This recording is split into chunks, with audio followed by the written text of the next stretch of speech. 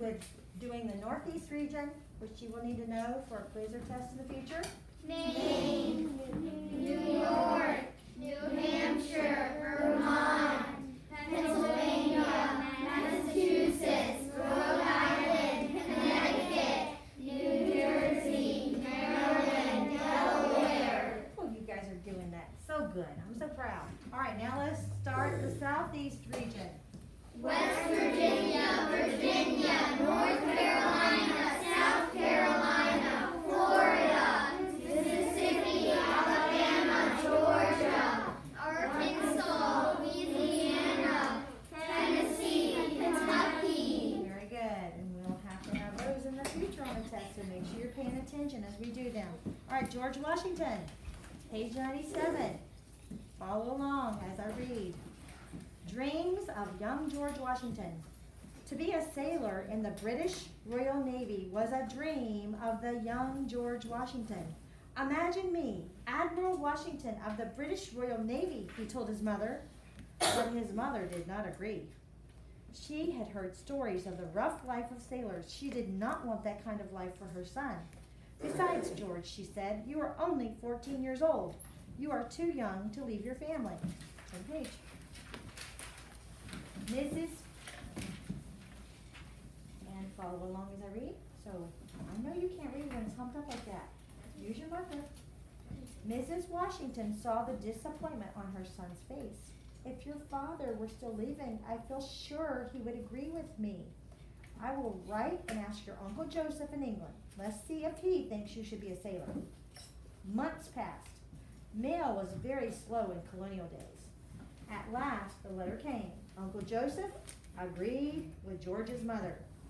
George respected his mother and allowed his character to overcome his desires for adventure. George would not be without adventure for long. It would soon find him in other areas of his life. All right, let's read the important words together. Surveyor, one who measures land and draws maps. Surrender, to give up or lose to an enemy. And then the important names, George Washington, the first commander-in-chief of the American Army and the first president of the United States. French and Indian War, the war in which the English won the right to the American western frontier land. So even though it's called the French and Indian War, you're going to find out that it wasn't the French and the Indians that were fighting, it was the French and the English. But the Indians helped them. So there were some Indians that helped the French and some Indians that helped the English. And so that's how it ended up being called the French and Indian War. Now let's do July 4th. July 4th, 1776. The date the Declaration of Independence was approved. Articles of Confederation, the first written plan of government of the United States. Huh. Didn't we think it was the Constitution? Yeah. In other words, they wrote up a plan, and it was called the Articles of Confederation, but they didn't like it, so they didn't use it. Oh. So then they wrote another one, and that one is the Constitution, right? Now, that was written at the Constitutional Convention, a meeting of representatives who wrote the Constitution of the United States.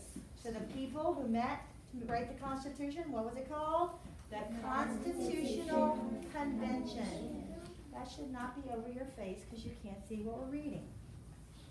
Young man, do not do that. All right, now, important place, Mount Vernon, the home of George Washington on the banks of the Potomac River in Virginia. And they show you a map there of Virginia, okay, right here. And they can show you on that map, that little dot, which is right near the Maryland border, is where Mount Vernon is. All right, top of the next page. When George was in school, he was an example to others. He did what he was asked to do, worked hard, listened carefully, and was neat in his work. He practiced his writing by filling a journal with a collection of 110 rules of conduct or behavior that had been written earlier in France. Here are some of the rules he copied. Let's read them. Associate yourself with men of good quality if you esteem your reputation. For it is better to be alone than in bad company. That reminds us of our Bible lesson where we talked about following those who follow Christ, or being friends with those who follow Christ. I'll read the other one. Speak not when others speak. Sit not when others stand. Speak not when you should hold your peace. Walk not when others stop.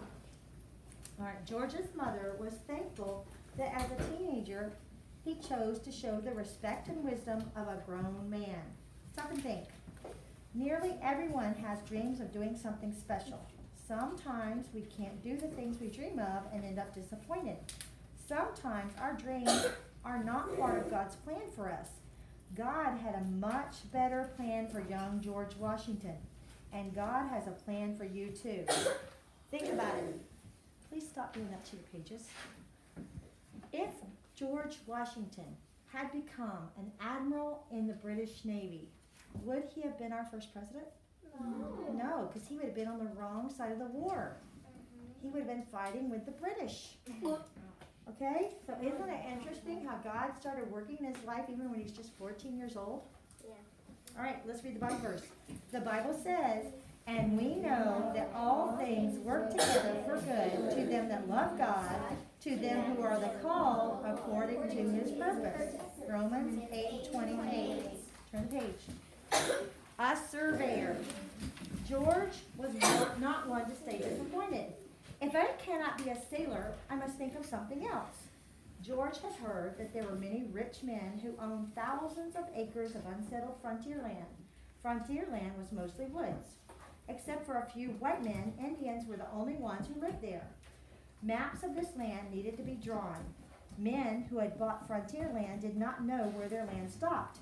They did not want to be on another man's land, and they did not want someone else on their land. The land needed to be measured or surveyed. The surveyor could then draw a map for the man who owned the land.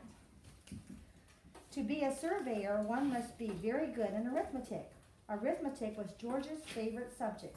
He loved to solve a hard math problem. George decided, I'll be a surveyor. A year later, when he was 15 years old, George was earning his own money by helping surveyors. By carefully watching them, he was learning how to survey land. The older men began to notice that George was a good, hard worker. When he was 16 years old, George was asked to go on a long trip with some older surveyors. He would help the men survey some western frontier land.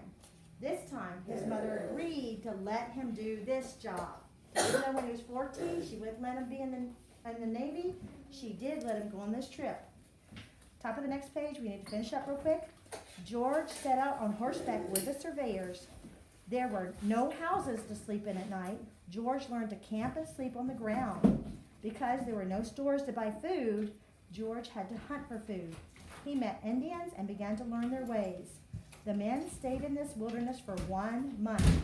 During this time, George learned to take care of himself in the wilderness. He did not know it, but he was also learning to be a good soldier.